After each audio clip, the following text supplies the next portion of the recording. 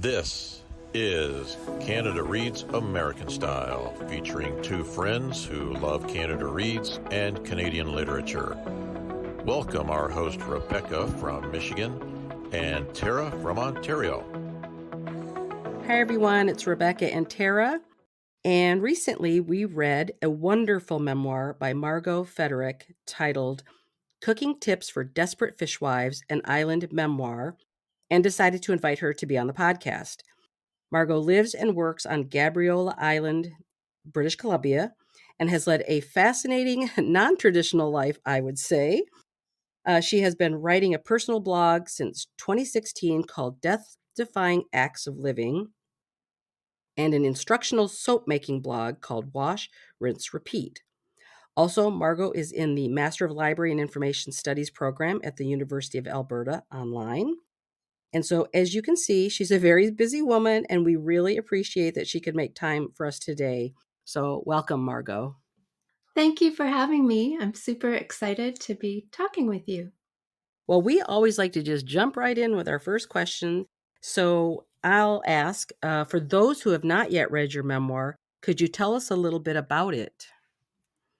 Sure. Well, I can give you the quick, short version of it and then maybe expand a bit. But basically, it's Prairie Girl moves out west, meets an urchin diver, and raises a family on Gabriola Island. It's kind of about the trials and tribulations of raising a family in a long distance marriage. I try to add a little bit of spicy, fun stuff, including some recipes. But I added a little bit of humor and a little bit of sadness, and I tried to be as honest as I could about my life. I will say that you definitely did that because the opening of the book was a little bit of a shock. Could you mention a little bit about how the book opens? Sure. Well, I actually have it with me today, and I was going to read you the opening. Oh, yeah.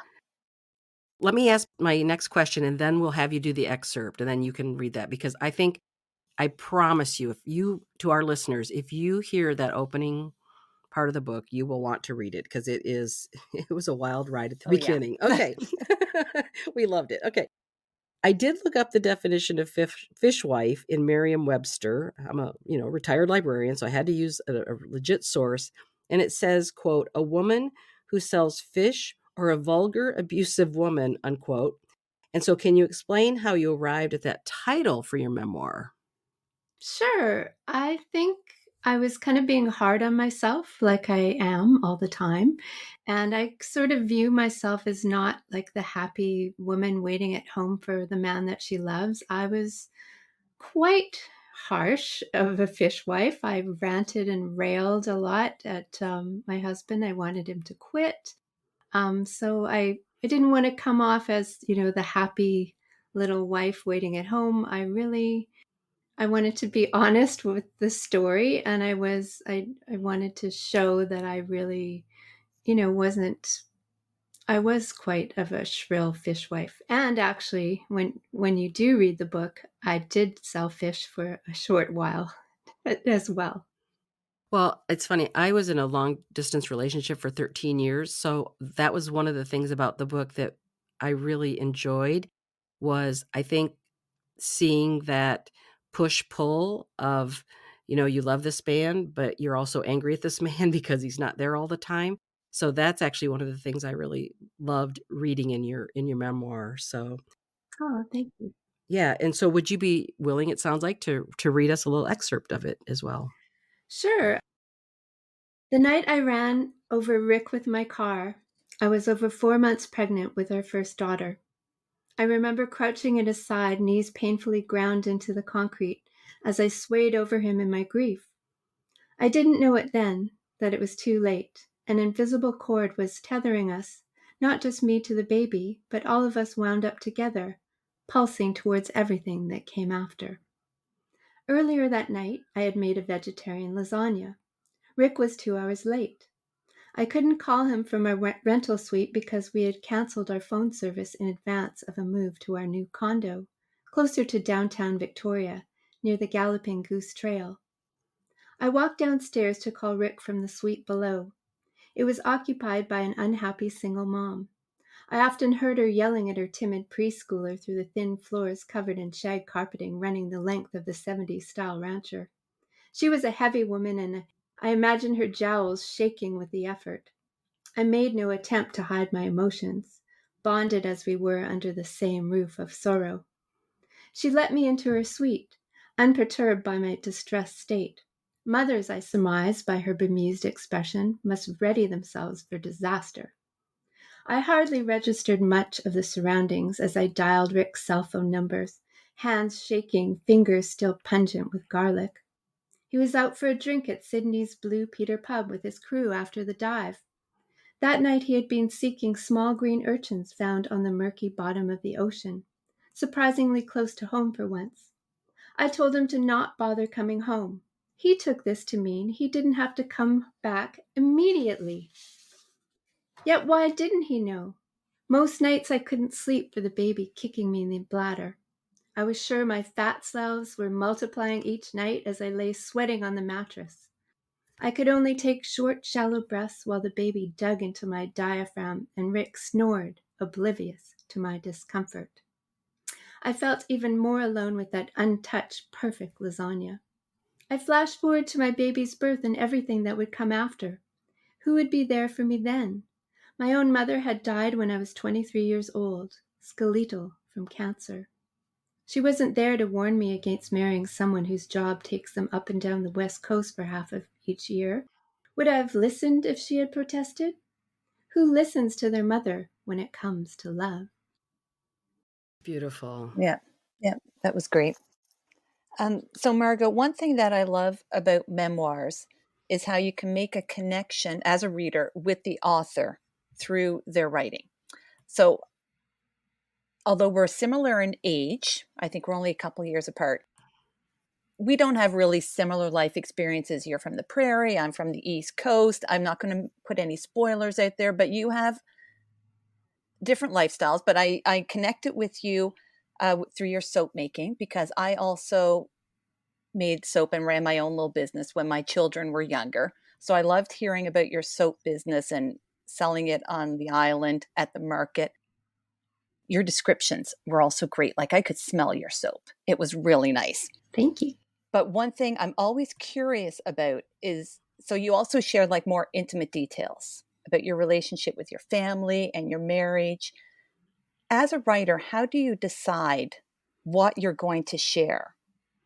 That's a hard one. Mm-hmm. I didn't even think about it. I went blindly in, as I do with many things in my life. I just sat down and I wrote out the bits and pieces of my life that I had to write out, and also I thought that people might find interesting. If to be honest, Yeah.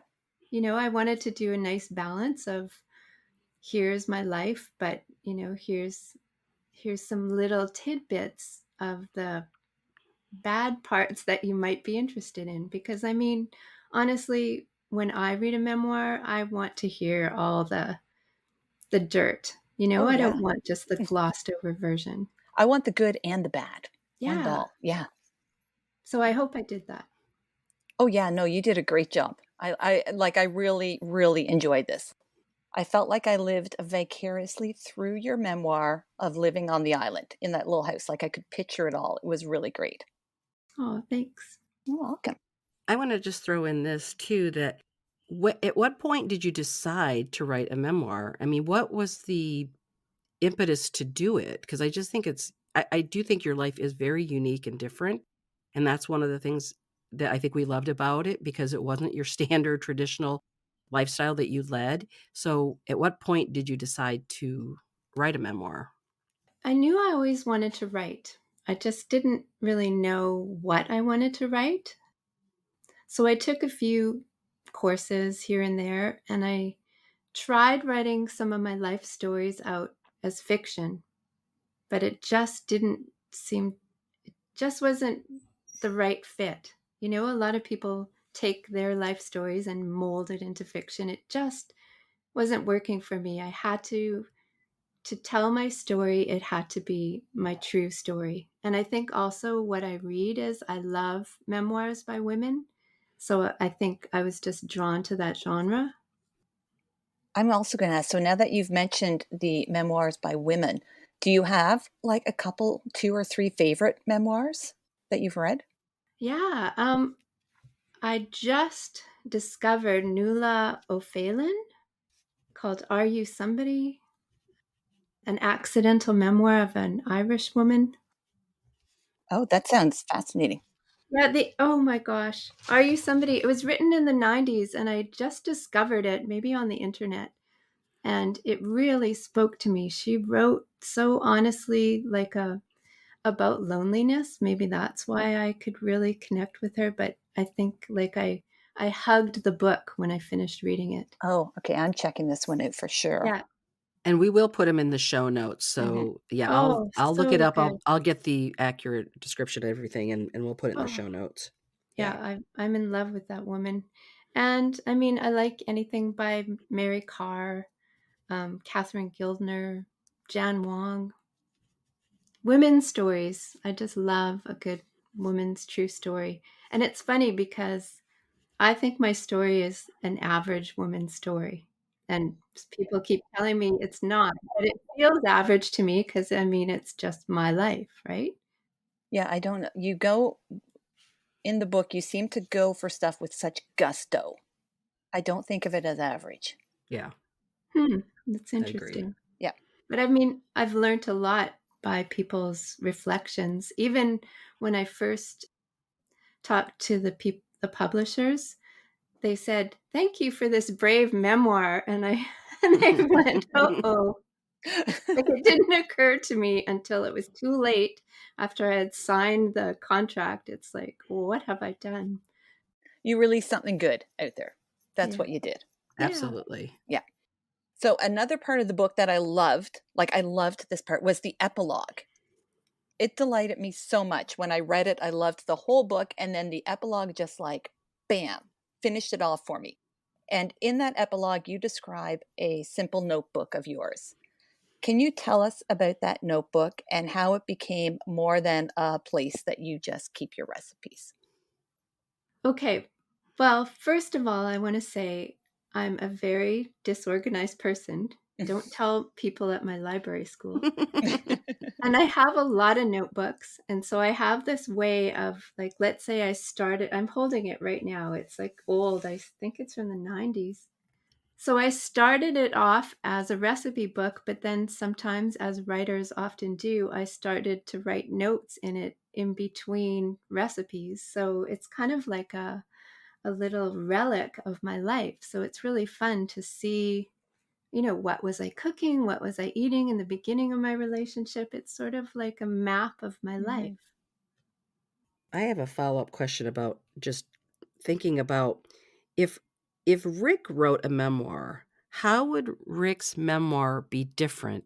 And or what if your children wrote about their perspective about your lives together? Because it is true, a memoir is, one person's point of view, and I'm just curious how it might have played out the other way around. Just curious. Well, I mean, okay, first I'm going to say, and a lot of people don't believe this, but two people in my family do not want to read my memoir and won't, and I totally Oh, understand. sure. It's too personal for them. And I have, one daughter is fine with it. She's more like me, sort of more emotions out there on her sleeve or wearing her heart on her sleeve kind of person.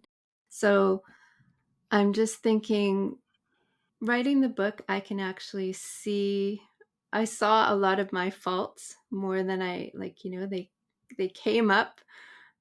I I was able to witness a lot of the issues that I had, a lot of the I think what the word they came up with was dysfunction. And when I heard my book described as, family dysfunction, I'm there, what? So that was kind of shocking. So I mean, sure, I think my kids might, you know, well, I feel like my children might have the same sort of like they were at home with me. They would have the same experience of witnessing me falling apart and the excitement and the sadness. And I think, but if Rick wrote a memoir, maybe I think it would be more about the excitement part of his life. Like he loved the exciting part of living on the ocean, being under the ocean. I think his would be more of an adventure memoir. But do you think he would, I mean, do you think, and I know this is really personal and you don't have to answer it if it's too personal, but do you think that he really understands at this point, now that the book has come out, do you think he really understands the impact of his being gone on your life? Do you think he does? Oh, yeah, definitely he does. I think some people, and you'll have to read the book, they can't separate themselves from their job like he is. Like Yeah. he loves the ocean, and it maybe took me a whole book to understand that. I mean, I knew it. It's just I had to step outside of my life and write about it to understand my life in a way. Mhm.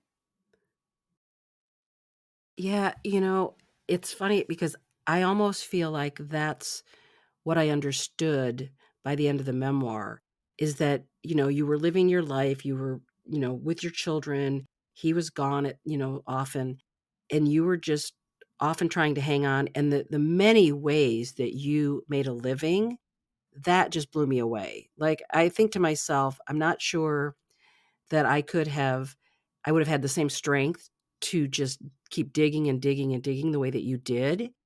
You were making a life, and he really is married to his job in that way. I mean, it's who he seems to be as a human being, but it's almost as if you finally sort of got that through this memoir, maybe. That's how it felt reading it. Yeah. And I mean, I think that's what I did discover along the way that, I can fight him all I want. There's no way I can take away his love of his job, which has basically supported us. Mhm. So, do you have other books in the offing or other things you're thinking about writing? Well, I am taking a grad program through U of A right now, so I'm pretty busy. Yeah. But when I was in school, I did write a script for a graphic memoir. I don't know what is wrong with me and my memoirs. What else do Wow. I have to say, you might ask?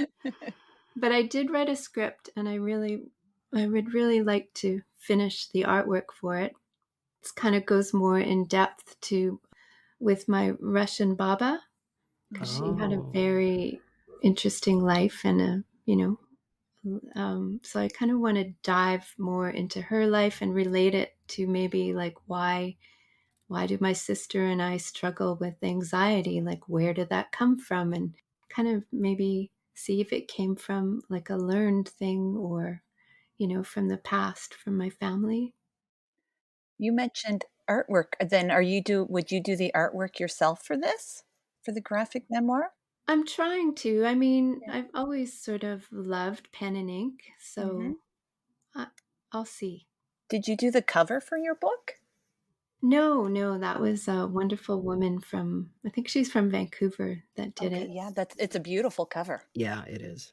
And I love octopus, so I'm really glad that they chose that. Oh, yeah, it's really quite stunning, yeah. Okay, now since you brought it up as well, I mean, I brought it up in the intro, but then you just mentioned it again, which is your library studies program. And as a retired library director, I always love to hear that people are, furthering their education about libraries. So, do you have a plan for what you want to do after you graduate and get your master's? I used to work for the Calgary Public Library, and I loved Oh, working with the public. I loved doing outreach, but I don't know, I'm just started. I'm only in my second semester, so I feel like the world is my oyster.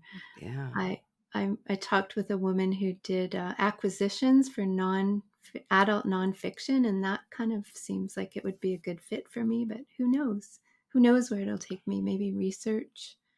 Well, it's funny because I think a lot of people don't necessarily realize how books end up in libraries and the people who are in collection services who make the decisions about what to purchase. I did it on a small scale when I was in my previous job for youth services. And I have to tell you, it was the most fun part of the job, just sitting there, looking over materials, deciding what the library should own. And so I would say if that feels like a good fit for you, it's just from my experience, it's fabulous. You will love it. It's wonderful. Oh, yeah. I mean, even when I was working at the front desk for a while in the Calgary Public Library, and they had something like 6 months of renovations where there was, for some reason, the stacks were literally within arm's reach from the desk. And I loved it. Like I couldn't control myself. I had to like fondle the books every 5 minutes. I love books so much. So there you go. I like reading them and writing them. And Margot, thank you so much. As I said, Tara and I, we really both truly enjoyed your memoir.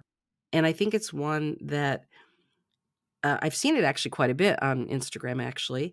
And we just want to encourage everyone to get a copy, read it, because it, again, we felt it was, you have a very unique lifestyle. And I think people will really enjoy it for the many aspects of how wonderful it is. try the Blintz recipe. So, Tara, are you going to try the Blintz recipe? I am, and I'm going to try. I have yet to. I want to try your molasses cookies recipe. Aunt Marie's cookies. Yes, and there's a couple of other recipes in there that I want to try too that I haven't gotten around to yet. But yes, we should point out that throughout the memoir, you have, I think, in every chapter or close to it, right? Every couple of chapters, a recipe of yours. Yeah, which is fun. Yeah, it is a really fun addition to the book. Thank you. So, Margot, again, thank you so much for being with us. We really do appreciate it. And we look forward to, hopefully in the future, a graphic memoir. That would be wonderful.